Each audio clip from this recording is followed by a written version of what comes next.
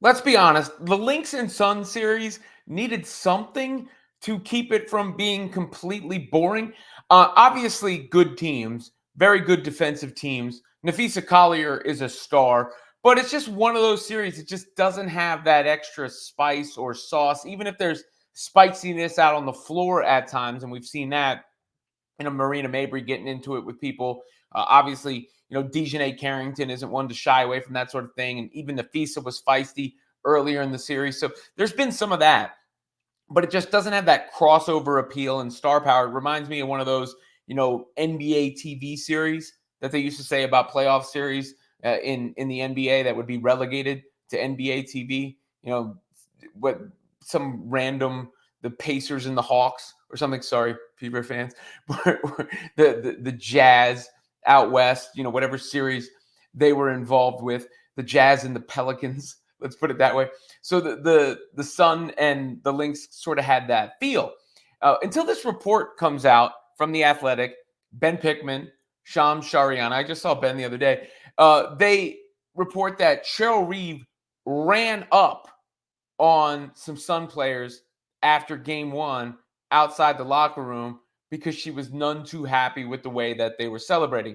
In other words, Cheryl Reeve wanted the smoke. And we're talking about the Olympic coach. We're not, like not some random coach, right?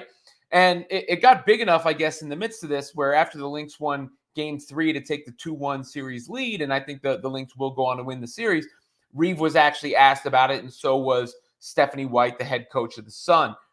This is what White had to say about the report. Sitting there, up there, obviously, Alyssa Thomas right next to her. Taking back to game one, the Athletic during the game reported that after game one, Cheryl confronted some of your players near your locker room, Coach. I guess what were you there when that happened? What did you see, and what is your reaction to an opposing coach confronting some of your players after a game? I wasn't there, but that was a week ago. Don't have any comment on that. And just briefly, were you present at all, and what was your reaction? I have to ask. Thank you. I mean, I don't really know if he's trying to stir stuff up. Sometimes the WNBA players take any line of questioning as offensive.